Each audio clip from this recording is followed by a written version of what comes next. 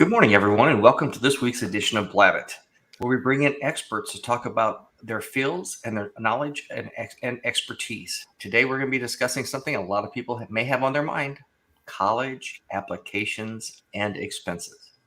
For those of you who may be new to the show, my name is Glenn Ingram. I've been working in teaching, training, sales, communication, and influence for the better part of the last 2 decades. Good morning, Paul. How are you?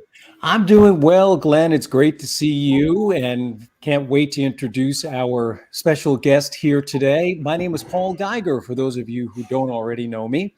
I am a New York City public speaking coach and presentation expert, and I focus on clarity, making sure that a message comes across and that making sure that that message is also very authentic, very comfortable to deliver for everyone, whether it's an individual or for an entire leadership team or an entire organization. Sylvia, please let our audience know a little bit about you. Hi, everyone. My name is Sylvia Juarez, and I am a college admissions coach.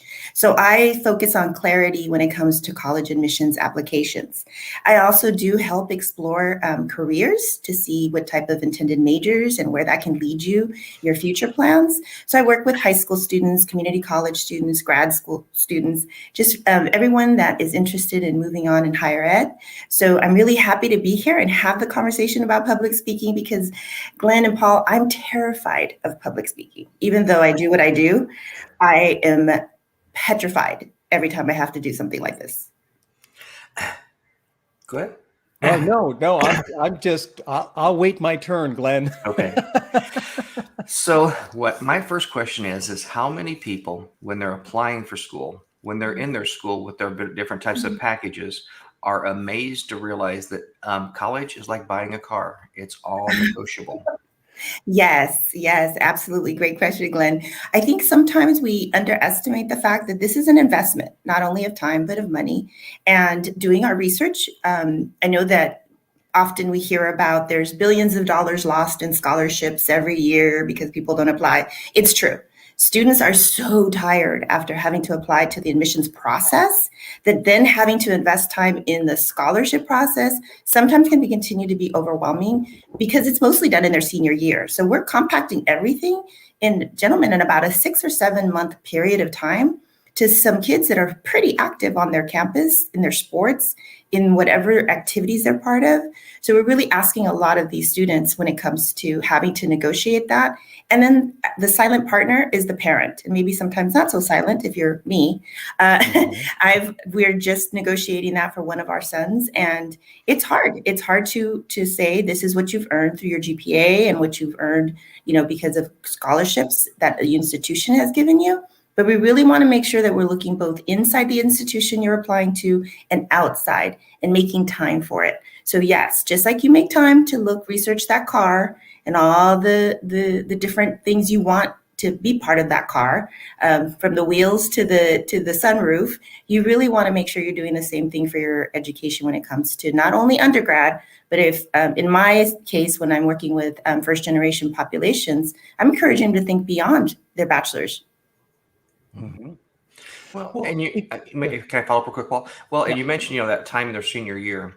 What was kind of shocking when our girls were in school, 8 years ago, 7 years ago, was how much of that has to take place either latter part of the junior or early in the senior year, if you're looking academically, because those presidential scholarships and things like that are awarded in the fall, not in the spring. Excellent point. Yes. And in some cases, some schools are actually going to ask you to do applications from current. So students have thought, okay, well, I don't really have to worry about my senior year that much, but then they have to talk about it in an application for a scholarship that are the higher end scholarships. If you're a Regent Scholar for the University of California, you're going to be interviewed about those activities and what has been the outcome of what you've written, a few months ago. Mm-hmm.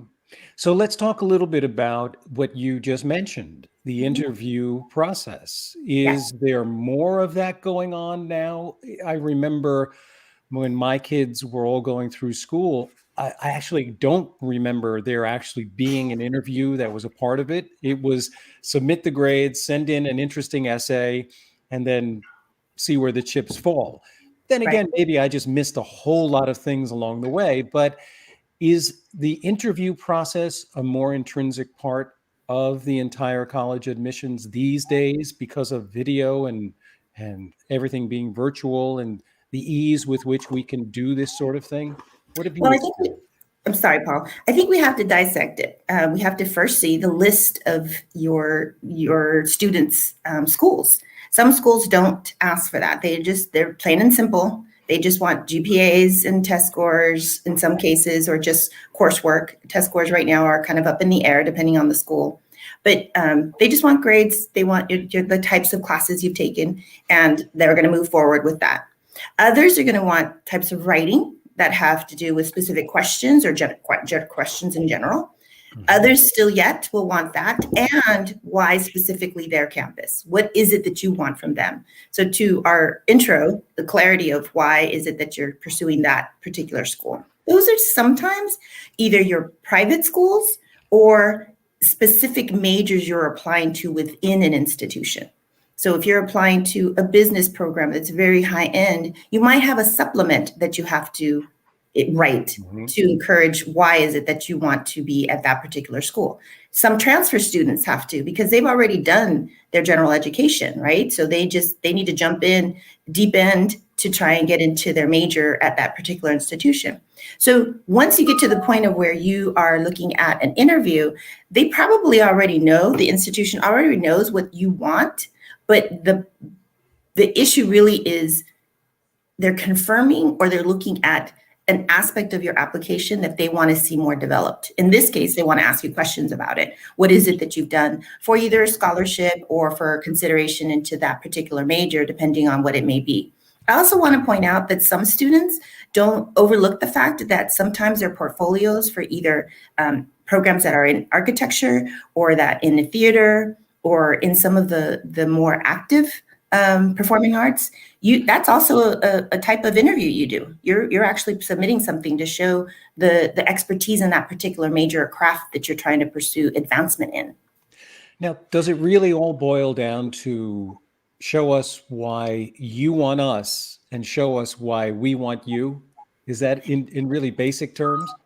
I think it also depends on the school. I think it depends what the school's now pursuing. Right now, a lot of schools are pursuing diversity in so many different ways. In my generation, diversity meant ethnic, cultural. Now it's background, experiences. It's not so much about, what is it that you're going to provide from a demographic standpoint. It's what's your passion? What are you going to bring to our campus that's going to really highlight either something that's existing and something that's often overlooked is universities are also trying to advance. They're also trying to move forward in a certain direction. So you can come in and start that advancement or be part of that flow of standing out. So what much better than looking at those institutions? But I do have to point out, those are not necessarily name brand schools. So that's what I struggle with is a lot of students want to go to those name brand schools and don't really consider all the other thousands of institutions that are out there in the US that they could apply to and really be a standout versus wanting to go to a standout school and be part of something. So it really depends on the personality of the student and what they're really looking for. Well, you mentioned standing out and Paul mentioned essays. So do you help people kind of have an idea of how to write an essay? And when you talk about those name brand schools, let's just talk about UCLA, where over 100,000 kids applied last year for 17,000 openings. And what's going to make a difference is that essay, whether or not you even get an interview. So I have to say it's 139,000, over 139,000. I went to Google. They lie all the time. So, and that, mind you, that also includes your transfer students. So I think it's important because that's a population we often don't give any love to. So I'm always giving love to transfer students. But I do have to say that for an institution like UCLA, that's part of a system. We also have to remember that some of these institutions that are name brand are part of systems. The University of California has one application and 8 questions that you select for 350 words. Now, for some students, depending on who I'm working with, they're excited about, yay, 350, I don't have to write 600. Well, yes, but then we also have to be super concise, super clear about what it is that you're about and answer the question. I don't want to hear the story about how you became a leader. I want to hear the story about how leadership has either influenced you in a certain way or you've influenced that position of leadership. and how that's moved you. Your creativity, that's not just for the performing arts. That could be you being that patient person that listens to your friends and gives them creative thoughts on how to be XYZ. So I think a lot of the questions give the impression that they have to be very specific, but I really do think that students really have to own the question, and then the response will come based on what their lived experiences are. So if they've been part of debate, if they've been part of, forensics, in some part of the country, debate is forensics. So you want to make sure that they feel the question. I know that sounds corny, but they really do need to feel the question because they need to answer it. And 9 times out of 10, gentlemen, answering that question is often the missed mark, to be honest. Well, yeah, and that's really a big problem with both college admissions, but also job interviews, is mistakenly thinking that your goal is to tell them what they want to hear. That is not creative in any way, shape, or form. So what you're saying is, no matter what, be creative with your answer. Be authentic, certainly. Yes. Don't be creative just for creativity's sake, but be authentic. And that's the way that you begin to stand out, is by looking at that question, not so much, this is what I did, this is what I did. Glenn, it goes back to, it's not what you're known as, it's what you're known for. Exactly. In other words, I became a leader. I was the captain of this team, and I was, okay, great. But what was that experience like, and how does it move you forward? Because that's a big part. I have to say that you've already done that. You've already listed that you're the captain. You've already listed that you're the president. We now want to talk about how that's influenced you, how that's impacted you, how you've impacted the particular. And another point is that we often also think that we have to have a formal title to attach that trait or skill set to. So if I was the president, then I, was patient with those that I worked with, whatever the case may be. If I was a club member and I did something that stood out in any way, I can still own that leadership. It's not the president's leadership that I followed. It was my own leadership. So a lot of students really get caught up, and I would even dare say when I'm working with young professionals also, they get really caught up in what they haven't done and that it doesn't have a title. But we also have to be very clear that you have experiences that people want to hear about, and you can add what that trait may be, that characteristic. So following that idea of what is it that you're adding to the conversation is not so much that one experience, it's what you've learned and how that's developed with you to go forward. Right. And Glenn, this is another point that we've touched on before, the fact that people don't give themselves permission to do that, because once they do it, literally everyone is undeniable. Nobody can say, oh, no, that experience didn't have that impact on you. Right. There's no right or wrong. You talk about, well, what's the right answer? How about your answer? Right. And a lot of us, the impact. A lot of us have been very much, programmed from early on to not really do that kind of that grandstanding in some cases, right? Because you are saying, look at me, I'm kind of cool. But we haven't really been kind of taught that. And to be fair to the high schools or the community colleges, they're so busy trying to teach the education part of it, right? So here we are, these individuals that come in and rock the world by telling them that they have permission to do this. People are hesitant, students are hesitant because they don't know how to move forward with that kind of instruction and really believe that they can do it without it being like, well, that's her job. She's supposed to make me feel this way. But it's really the case. And a lot of the applications I've read throughout the years, I can really tell when a student is really putting it on the page of who they really are. Okay, I'm going to switch gears here a little bit. So let's talk about 17-year-olds getting ready for undergrad and 22-year-olds getting ready for postgrad, and understanding that this is a business transaction, and not maybe and looking at the epidemic of student loans. Because when you may look good to go to UCLA and it may seem awesome, but if you can go to UCI, UC San Diego, something like that, and be not in debt or half in debt, or going to a law school where maybe one school is going to give you a full ride and the next one you're going to come out $200,000 in debt, and maybe you're going to do environmental law that doesn't make a lot of money. Right. I absolutely agree with that. So 2 different gears. So undergrad will probably provide you the most scholarship you'll receive, especially that first year. That's just, that's just how we move forward, at least in the US. If you've done stellar in that particular institution, they'll continue to give you funding, no doubt, something. But again, you have to do well in school. Just because you got in doesn't mean you're going to stay there by some magical way. You have to do well in school. You have to continue to do well in school. Some students have to work, some students have to do different things. And to Glenn's point, you really have to think about, am I going to be able to sustain this financially? Because I will have to do this for the next 4 years or 5 years, depending on major, minor, double majoring, whatever the case may be. For graduate school, it's a little different. There's very few funding sources out there for grad school. I myself have a master's in public administration, but I was in a fellowship. Somebody paid for me to go to that institution and take that, but the application was rigorous. I really had to deliver from the page, whatever, because back in the day it was paper. It was a page that I wrote to the interview I had. And I'm talking an interview that not only was like one-on-one, I'm talking a panel interview. And these individuals were stellar throughout the nation. I was one of maybe 2 from California, and they were picking a cohort of 45. And there was over 300 of us that applied. So when you're talking about really having to elbow your way to the front of the line, gentlemen, trust, I was like a defensive end, just making my way up that line. There was just no way that I was not going to be considered for that, because at the time I was a single mother. That's the other thing. Life happens, and you've got to be prepared for those situations. And if you want to advance your degree, it's going to be really important that you weigh that in. And there was no way that I was going to not give something to my son, or be ready to give him something that he needed during that time, because I was just trying to pursue a master's. So I really was competitive when it came to the fellowship aspects of it. So I think there are resources out there, but at the end of the day, to Glenn's point, we do really have to plan that financial aspect of it and not be afraid to ask for those loans, but be reasonable about it. I'm not saying that loans are a bad thing, but let's be reasonable about it. When you're going over a certain amount that even though you're going to be in a field that's not, like, I'm in education. Education is traditionally not a lucrative field.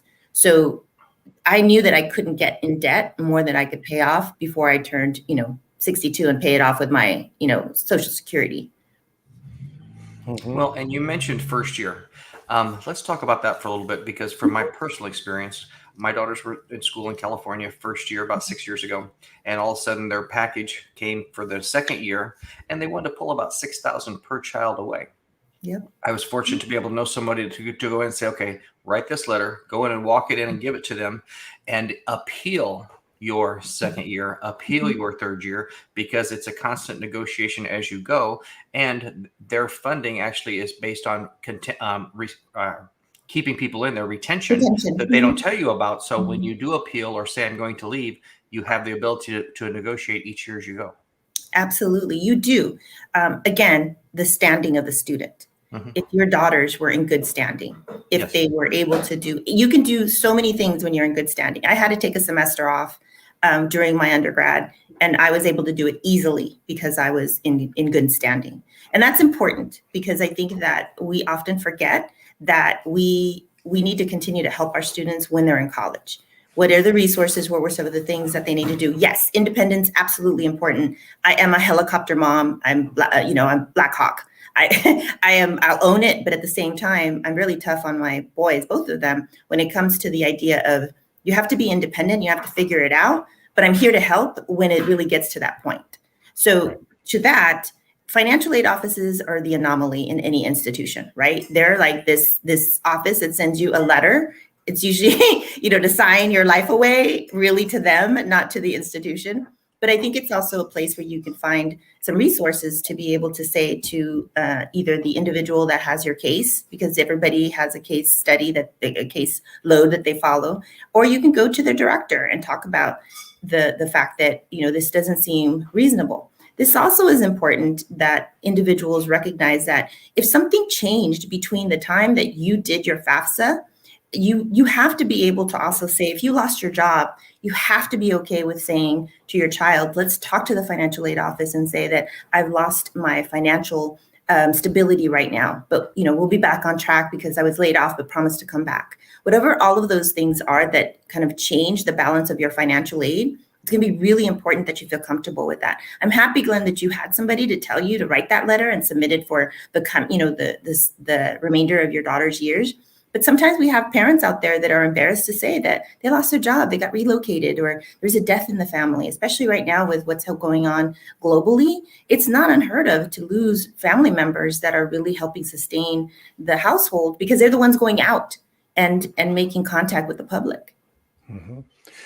So let's just cover the topic a little bit, actually tough topics, tough, difficult things to talk about. And when you are submitting to different colleges, going through the admission process, what do you do when you have a bad grade? Let's use that as an example. How do you talk about that in a way that doesn't sound like you're apologizing? Well, we don't want to apologize, but we also don't want to blame the teacher. Even though there are circumstances where students have had to teach themselves a certain subject matter. I had a young man that I worked with a couple years ago that had to teach himself physics. And it was important to his major. He was applying early action to Stanford. And he needed that AP exam to be top notch. So that's what he did. So it's not unheard of, but it's not necessarily that you include that in your application. What you're doing is you're really telling me how you've matured from the idea of not doing so well and how you handled it. So did you go out and get tutoring? In this case of this young man that I'm sharing about, he went ahead and taught himself, right? So he had to kind of go through the theory of it, the different aspects of it, and really embrace what it was and ask those questions. So it was important for him to realize that he had to find some answers to be able to pursue what the eventual outcome would be. So grades are really important. For that student that just didn't do so well, just talk about how that whatever that grade was probably an A for anyone else because they really worked at it. If they got a B, they got a C. Now they got a D or an F. That's a completely different conversation because colleges won't be taking Ds and Fs. You can graduate from high school with a D, but you can't apply to college. That's not a good standing grade for college. Mm-hmm. Okay, so it's really a matter of making sure that you communicate your self-awareness of the problem and also show the steps that you take. In other words, the how. How do you go about overcoming an obstacle, overcoming a challenge? Exactly. And sometimes that's hard for students because they really want that to be the opportunity to put something in a way that's not their fault. And it's counterintuitive to say it was because I didn't understand and I didn't get it. And I didn't get the help that I needed in a certain period of time. But look what I did that next semester. I turned it around. I did, whatever the case may be. And there is some in some period of time, you do have to notify an institution if you don't have a good grade. So that's a whole nother type of writing that you have to do in terms of sharing that in my senior year. It didn't do so hot in that math class, but I'm okay. I'm gonna do this or this or this, and the institution will be open to you having that type of circumstance, especially with whatever you explain was the issue. Mm-hmm. How do you address weighted GPAs? For instance, my daughters went to Nebraska for the first 3 years of high school, went to Huntington Beach for their senior year. The amount of AP courses available in Huntington Beach was significantly more than Nebraska. So since they graduated high school in California, their weighted GPA was lower than some other kids at the upper edge of the class because they couldn't take as many AP courses their first 3 years. So you have to realize that while you may be submitting something that has a certain GPA, the individual who's reading your application is seeing the entire career. So we're seeing that your daughters were in Nebraska for a couple of years and then came to an institution that was higher, that had higher resources when it came to certain coursework, right? So I'm going to be looking at that application and saying, this is an individual that not only made a transition, but they made it successfully because they went into that. So we're looking at eligibility and competitiveness. So eligibility is your requirements. Eligibility is just hitting those marks of the 4 years of English, 3 years of math, whatever those cases are. But when we're looking at selectiveness and competitiveness, we're looking at those nuances of how a transition like your daughter's, how they did it and what that meant for the institution. Because like someone, going back to our example of UCLA, they're going to cap how many classes you take. So really the competitiveness is at the point of you want to take as many still because they're going to consider that in selectiveness. which is obviously, the primary with the applications that they have, the amount of applications they have. Okay. And another thing is also very important, sorry, Paul, to cut you off, is that we're going to see the profile of the high school. So we know that the high school has provided, in this case, that opportunity, but I'm also going to see how much your daughters have taken in terms of the coursework, the short amount of time they were there. So I've waited this long in this episode of Blabbit to actually circle back to something you said right in the beginning, which I find a little hard to believe, and that is that you have a problem with public speaking. I don't quite understand that, because I'm watching you be very forthcoming and sharing everything and being very well spoken. So what do you feel is the disconnect when it comes to public speaking, or is it only a certain type of public speaking that gives you a little bit of nervousness? I think the nerves come from the fact that I'm here to deliver a message or provide a purpose, I have a purpose. And I think the question is, am I delivering the purpose? Am I answering the questions? Am I giving the right information? Am I giving the right information for who's in the room? In this case, it's a larger room than I'm used to, but okay. But those are the type of things that for me are very, they tend to stall what I want, how I'm thinking and what I want to say. That said, people are often surprised that I think in Spanish. So a lot of what I think, my thought process is in another language. So now to deliver it in English, obviously is something that is sometimes for some people hard to believe. Now, if I'm doing a presentation to Spanish speakers, I'm going from Spanish to English and English to Spanish. So it sometimes get a little cumbersome when you're trying to get the message across, but I've been doing this for years, Paul. So I really feel comfortable with the information I'm providing. I try and stay up to date as much as I can. I try to be as accessible as I can so people can ask specific questions, especially because I primarily work with a first generation population that has a really hard time understanding this process that we have here in the US. It's very different than the rest of the world. The rest of the world is pretty cut and dry. You have this grade, you are going in this direction. You are asked to do this and you're going to be going in this direction. So it really does matter the information I have. So I like to think that I'm pretty well versed. Therefore, it comes a little bit more natural. But public speaking is something I've always been scared of when it comes to just in general, from talking to when I worked for the university. I worked for UC Berkeley, and a lot of it had to do with providing information about the admissions process. And here you are sitting with, sometimes on panels with individuals who are from Ivy Leagues. And then here I am, and I'm like, hi. So that took some getting used to. That who you're representing also is another aspect of that. So it was fun for me because I went to Cal and I enjoyed my time there. So it was important that I portray that. So I think that also helped with the ease. Anything that helps you kind of feel comfortable with how or why you're addressing what you're addressing, I think helps to me. Well, it's interesting. We all go through a little bit of nervousness when we know we're in a high stakes environment, whatever that might be, whether it's talking to someone we consider to be a VIP, or whether we're talking to a very large group, or whether we're being recorded for posterity. For posterity. Either way, there can be a little bit of nervousness, and everybody does feel it.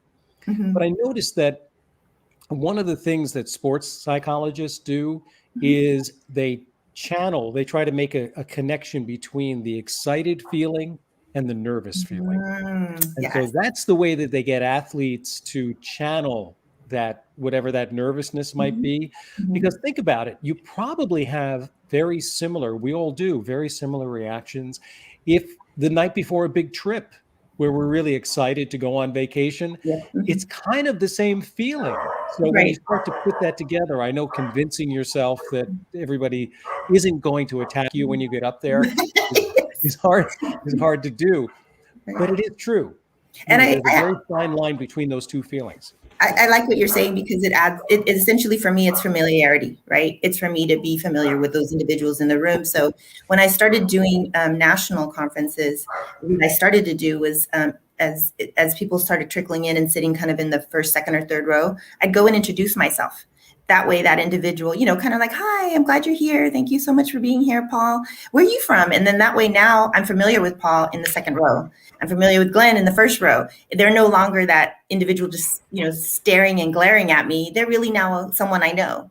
So that's what I started to do, especially when it wasn't necessarily students. It was more of my peers or professionals that I was trying to share a particular subject matter with. So do you then, after you've introduced yourself to them prior to, do you actually talk to them directly? In other words, speak to them as if you're having a conversation because you've made that connection? Because it's interesting, our guest last week was saying that's a really good way, if you pick out somebody who you know is being very receptive, to kind of explain something, literally speak directly to them as a means of engaging and including everyone. Right. What's going on? Do you ever consider that? I don't think I do that. I might subconsciously, because I have been in presentations where individuals are focusing on one person and I'm like, hello, I'm back here. Like it's for the rest of us. But I'm heartfelt about it because I know that why they're doing that. I know what it is that they're focusing on one individual. And especially I'm endeared by it with students, because students will sometimes just kind of focus on their advisor or their mentor that's sitting in the front row. Mm-hmm. So I'm endeared to it, but at the same time, I'm like, can we open it up a little bit? Don't you think, Paul, it's because we don't, put any salt and pepper or maybe a little Cholula in our mouth so those butterflies taste better? Oh, the butterflies. Yeah. I don't know. I like to take mine straight, so I don't know. Well, and inevitably, like you were talking about, it's back to I said this maybe one time or 100 times, Paul. It's those 6 inches between our ears. It's our biggest hurdle to get over. Yes. Because we think this person's going to judge us this. We think this place for this institution is better than us. And then it's a self-perpetuating kind of concept that comes to us, and we create our own problems. Right. And I have to say, Glenn, based on what you're saying, I say that to students when they get to their goal. I say, be careful what you wish for, because if you get there, then you got to deliver for real. Like right now, we're doing the standard stuff we really have to do. But once you get in front of UCLA alumni that are going to give you a scholarship, now you got to deliver, because that's your dream school. Now, you really got to pull it all together. This was all a trial run. And they're like, but you're stressing me out, Miss Sil. I was like, but that's the point, is that you need to be able to be ready for it. And this was your trial run for it. So I often tell that even to my son. I said, be careful what you wish for, because when you get it, you won't know what to do with it. Or it could be, do you think everybody has a little bit of the thinking, like the Groucho Marx quote, I don't want to be a part of any club that would have me as a member? Right. I'm sure it's like, really, what is that about? What does that bring? But I really do think that what you're going to add to that club, for Groucho, it was jokes. So, Of course, that point of view. Hey, listen, I have a quick question. In your experience, and I know you said you do work with undergrads, you also work with graduate students. Do the majority of graduate students have a gap of time before they go to graduate school? In other words, they get their undergrad degree. And do you recommend, I don't know if they actually do this or not, spend a year or two trying out some things before they really know where they want to go in terms of graduate school? Is that usually the timing on it? Or do many people just keep rolling higher education on and on and on and on? Well, some do want to do that period of time to get experiences. Like for those that want to apply to an MBA program, some MBA programs are actually asking you to take a year and do, whatever the case may be. Then, med school, that process in itself is very lengthy. And for you to be doing it while you're in undergrad, that's a very challenging kind of to take on, plus have experience to move forward with. So it really does depend on the program that you want to do. For the student, I also think that they need a little bit of that real world skill set again, because you've been out of the real world for a minute. Like you've been in undergrad and you've been doing different things, especially if you haven't done internships. It's often recommended that summer you just don't go and, hang out somewhere. It's recommended that you do an internship. So then that means you have to have an interview process for that, an application process for that. So you're informally, you're working on those skills for applying to grad school, not only with the experience, but also with the application and the interviewing for those particular internships. So that's important. So I think I would recommend that a student do take a period of time. For some, it might be appropriate a year. For others, it may be 2. I took a huge gap of time between my undergrad and my grad, and I regret it, gentlemen, because I feel like I really did a disservice to myself. I came back and I just the idea of going back and studying was harder. the reading and the comprehending and analyzing and moving that in a certain direction was really challenging for me. If I would have done maybe 3 or 4 years, it would have been, I think, okay. But I did almost 13, and that was challenging. I don't want to take away from somebody wanting to make that different change, but that's another layer you have to add to when you're going to grad school. So to the point, the experience you have in between will help with grad school. What it is, again, being authentic and being able to explain why that experience is important to what you want to do next is also really important, how it plays out. If you just decided to go and just kind of sit somewhere and just kind of relax because undergrad was really hard, I'm not sure how you're going to be able to pivot that, but okay, we can try it. We can see what happens. So this question I'm asked for both of you because we keep talking about, we always spoke a little bit about public speaking, and we keep talking about interviews. So whether they're going to be interviewing for a scholarship, interviewing for their undergrading for postgrad, a fellowship or whatever, how and what recommendations do you guys give 18 to 23-year-old, 25-year-olds for being better at interviewing? Well, Sylvia, do you want to jump in or do you want me to take it? Well, so I'll start with the scholarships, right? Because those are the most common for undergrad. Be okay with the fact that you don't have all the answers. Try and address the question as best as you can. Be honest with the fact that you're not quite clear what you could add to that, but add something. Don't walk away with not answering a question or not having the opportunity to share something about yourself. So when I'm talking to a student and they say, I'm not sure how I'm going to address this, and okay, then what would you like to address that you haven't added somewhere else in the application, or you didn't get a chance to expand on it? So I'm always looking for those holes where the student can plug in something that they didn't do in the past. Again, turning it around to own the questioning and what the goal of that questioning is. I've often interviewed for scholarships for Berkeley, and that's been the bigger issue is like if a student, I'll be clear, I will lead the student. So if you can't answer this, then what would you be able to tell me that this, whatever the question may be? And that way they feel more comfortable with, when I did this, or I ask a question leading to whatever, maybe have more depth to an experience or an activity that I saw they had. But again, you have to put it on the page in order for me to be able to help you out with that. Not being afraid to be able to do that, I think, is important. Well, you are a very kind interviewer, and I think that that's wonderful. And I'm trying to give money away. I'm not saying this that interviewers intend to be mean, but often they are not leading anyone as graciously as you just described that you would lead someone. Obviously, everybody wants the outcome to be a positive one, but I agree 100% with what you're saying in terms of owning what your answers are. And what I do proactively is work with students and recent grads to make sure that they understand a certain number of stories from their life experience, and then understand the descriptive words and adjectives that are a part of that story, so that on the fly, when they hear a key word in a question or a word that's related to something that immediately goes right to their story, that they make that connection. So their agenda becomes telling the stories that define them, not giving the right answer to the question, because there is no right answer to the question. Right. There's your answer to the question. So what you're saying is exactly what I agree with, which is know those stories and make your agenda be to tell those stories, because you'll know ahead of time that they really do define who you are.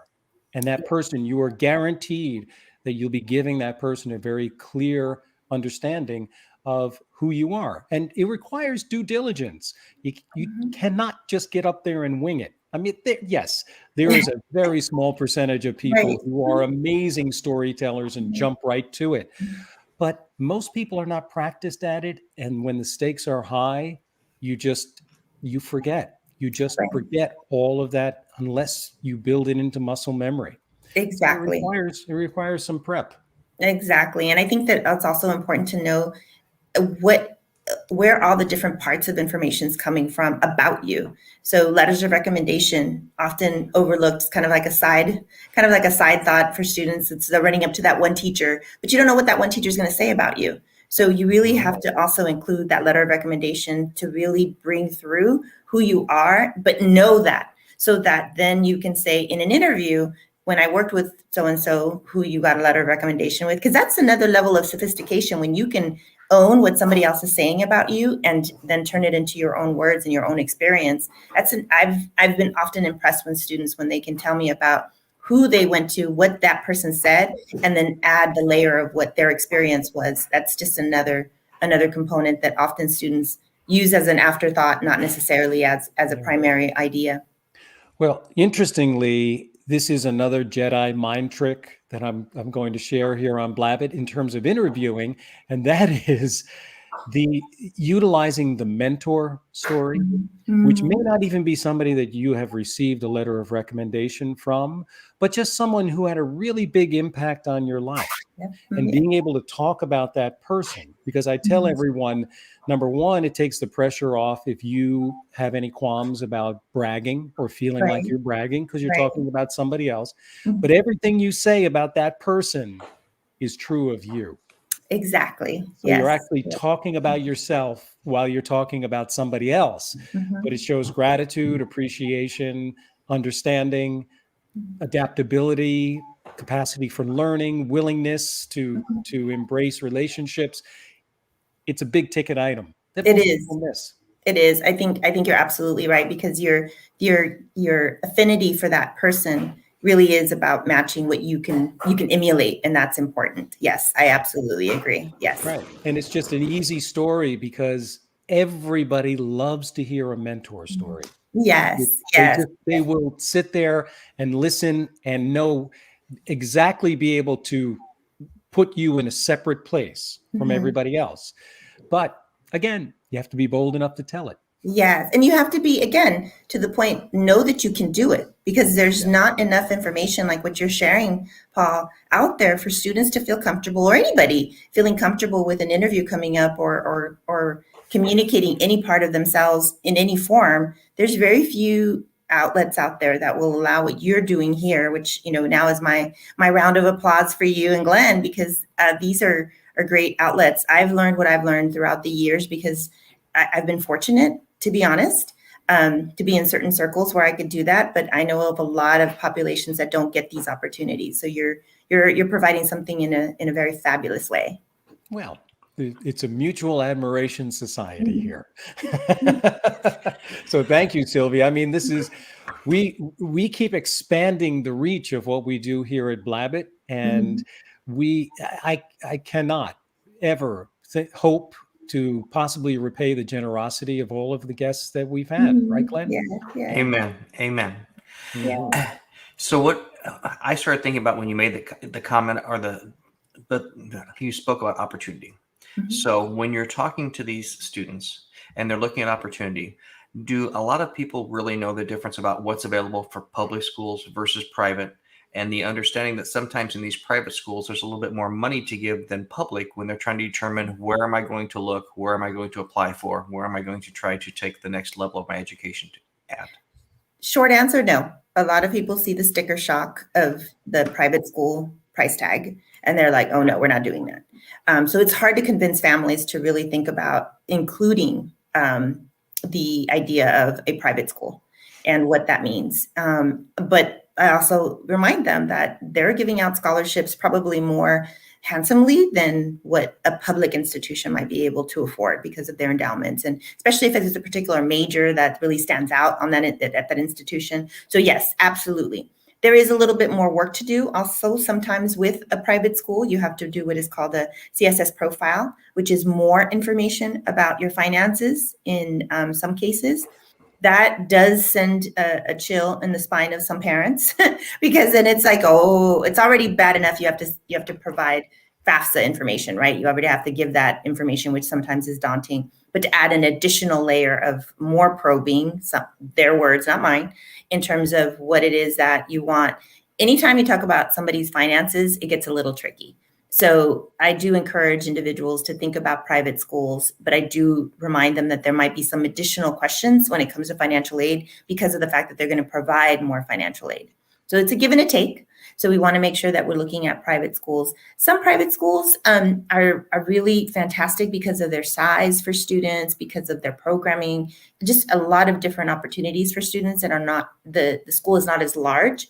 And again, goes back to if you're just seeking name brands, maybe some of those institutions are not for you, but they do provide some handsome scholarships to be able to take advantage of depending on what you write. But it is more writing for private schools, I also have to say. For some private schools, you do have to write not only for the common application, their long response, but supplementals about just a variety of different things, the meaning of life, what's meaningful to you, like, things that some students don't prefer not to tackle because they don't know how to answer the question versus sitting down and really, kind of pulling together some answers that can help. But to your point, Glenn, I often do encourage students to think about if they're looking at so many schools, that at least 2 or 3 be private schools. Well, you mentioned finances and things like this. I know in my conversations with different people to try and become educated myself when my children were in school, a lot of times in our society, you have a lot of divorced parents. Mm-hmm. Both parents don't have to provide financials. So if you can work together and think about who maybe has the lesser W-4, 1099, and base it on that parent versus the other. Oh, Glenn, you speak the truth. But then there's something called human emotions. Mm-hmm. Divorces don't happen in church? Yeah. It's hard to be able to tell individuals, or we'll call them individuals, that they need to work together when it comes to finances after they successfully have uncoupled. And to tell them that it's to the benefit of the student if 51% of the time, the key percentage here is 51% of the time who has that child or is responsible for that child, they put that on, whoever has that period of time puts it on the FAFSA. A lot of people think it's because of taxes. A lot of people think because of different things. No, who has that child for 51% of the time. So you put that information of that individual. But then said individual might feel like, oh, well, you're just trying to stick me with the bill. No, that's not the case. We're just trying to get your numbers from you to be able to put them on the application, on the FAFSA. So convincing individuals who have had a not so pleasant ending of that, of their relationship of finances is sometimes very difficult. Now, mind you, I was a single parent for a long time. I had the same type of relationship. I'd like to think I've grown. I now co-parent very nicely, I think, but our son is 30 years old. So it's a very different, kind of co-parenting. But I'd like to think that there's some evolution to that. Part of the challenge beyond just getting the numbers, gentlemen, is the fact that you're responsible as a parent to provide your financials up until the time that the student is 24 years old, not 18. If they want financial aid, they need to give that financial aid, that parent component, up until the age they're 24. So that could go into grad school. That could go beyond the bachelor's program. So people think that if I avoid it right now when they're a senior in high school, I'll never have to deal with that person again. Wrong. You have to then still continue to have this conversation up until the age of their 24. And again, it's tricky because of the emotional aspect of it. I have been successful in working with families to kind of get them to understand, but it's usually been a very, very difficult process from the very beginning to do so. Okay. I have a slightly off that topic question, and that has to do with extracurricular activities. I know when I think about that, and this could just be me, but the first thing that comes to mind is clubs and sports. The second thing that comes to mind is volunteer activities. Can you talk a little bit about that? And if there's an important component to extracurricular activities that I just missed when I said sports and clubs and then volunteering, is there something else? Is there another missing component to that? I would encourage you to think about the family responsibilities. Some students have to, think about helping their younger siblings with homework, with daycare, with responsibilities in different ways, right? Then there's also now more and more, we have 3 generations in a household: children, parents, and grandparents. So maybe you're responsible for that individual. I'm working with a student right now who's role as a grandchild is to take his grandmother around to do her groceries, that takes time. That takes time out of his schedule to go and do this. It's patience, because he's got to wait for her to, do what she wants to do, and flexibility if today's not the day where she's feeling like she wants to do this. It sounds very simple and to some maybe trite, but it is important that it's part of the life of the student. Again, to authenticity. The student is not just going to a community college and studying whatever and going, doing this. They're specifically involved in their families. So we're talking about involvement, right? So we need to open up the definition of involvement to include that is within their household. I would also include, in some cases, when we're talking about community service, is faith. A lot of individuals feel like they can't really incorporate what their faith is because it does consume a lot of their time. But if that's how you spend your volunteer and it's part of the mission of your particular faith, then you need to include it. What is it teaching you? Is it teaching you a certain type of acknowledgement or creative thinking or analysis of some sort? You need to be okay with talking about it. And sometimes we feel like that's a private part of us, our family and our faith, that we don't necessarily display it in a way that we feel is also talking about our characteristics and our skill set that we're learning. So back to the clubs, sports, organizations, all of that is like super fun. I know I was part of ASB when I was in high school, and that was probably the beginning of my public speaking. So I think it's important that all of those things are included. But then if you're creating a club, I'm working with a young lady that lived in one state and she moved to another and then back to the original state. And from the second state, she decided that she wanted to do a Model United Nations club in the next state because they didn't have it. That school where she went to didn't have it. So she was exposed to it. Then she set it up and then she had to leave. So she left it as a legacy. She didn't even leave it as something that she was participating in. So when we were talking and she told me that, and I said, you left something for a legacy. You need to include that. You changed the landscape of that particular high school by opening up another opportunity. So sometimes we also think that it has to be traditional, to my point about titles, but traditional or established. It's okay for you to go in there and want to kind of create a different environment or a different place for those that might need a space to be able to acknowledge what they're about. Great advice. Just things that certainly that I missed that Right. so that others probably would miss too. But you've opened up an enormous field of authenticity for people who want to make an impression, make their impression.